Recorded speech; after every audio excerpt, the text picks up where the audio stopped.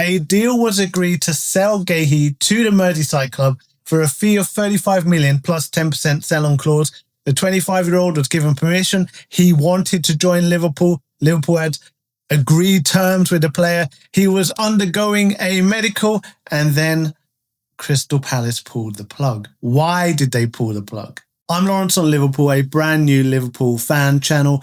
Very quickly, I'm trying to get to 1,000 subscribers before the end of the year.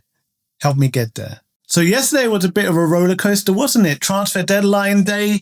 We did get Isak over the line, but, and this was actually more important for me, we didn't get Guehi. We did not get another defender in. That means we only brought in Leone as centre-back cover, an 18-year-old completely unproven in the Premier League. He may turn out to be amazing, but Guehi is proven for the Premier League. I would have loved him to have come in because Konate just picked up an injury. Or suddenly they refused to sanction the transfer because they were unable to get in a defender to replace Guehi.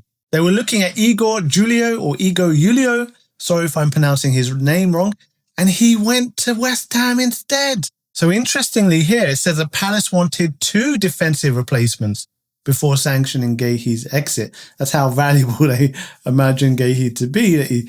2 defenders to fill his spot on the pitch. I'm not sure you can allow 12 players on the pitch at one time. But they only got this guy called JD Canvot.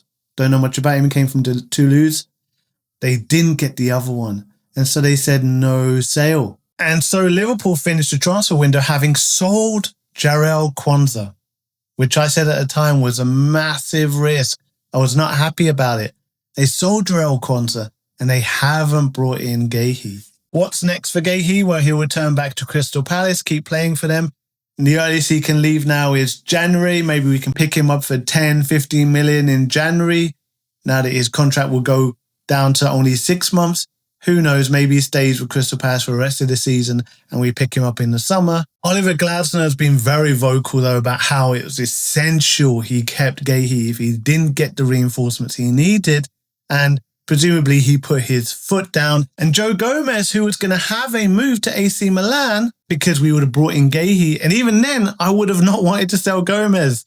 But I guess Slot trusts in this young man, Giovanni Leone, to replace Gomez. But Gomez was going to go to AC Milan. He's now staying because we didn't get Guehi. The problem is, with Gomez being injured 50% of the time and Leone being completely unproven, I would not be very confident if Konate's injury ends up being long-term or if Van Dijk picks up an injury. But it says down here, such as Liverpool's belief in Leone as a genuine first-team option, however, that suggestions of a loan back to Parma were immediately dismissed during talks last month. So maybe Slot has seen what he wants to see from Leone. Maybe we'll see in cup games that Leone is a real deal, even at only 18. Maybe all my worries will be put to rest. And we'll finish up with talking about Oliver Glasner at Crystal Palace, the manager there. He threatened to walk if Marc Guehi joined Liverpool. The journalist cited sources close to Guehi himself, while Glasner has made it clear early in the week that he felt Palace could not allow Guehi to move so late in the window. From my side, it's now Friday and the window closes on Monday. He has to stay. He has to, because it's not possible, I think, at the moment to find a Marc Guehi replacement who can play straight in the Premier League, being a starter, being consistent. He's correct. And even if that Igor defender had come through, maybe Gladson would have held firm and said, no, it's just not good enough. We have to keep Marc Guehi. Clearly, the owner, Steve Parish, was trying to push through the deal anyway because he'd like to get the cash in rather than lose Guehi for free. Maybe that means the deal could be done in January. Who knows? So to summarize, we didn't get in Guehi. Thankfully, we didn't lose Gomez. So we still have 4 defenders, but 2 of them I don't feel ultimately comfortable with. Gomez is always injured. Leone unproven.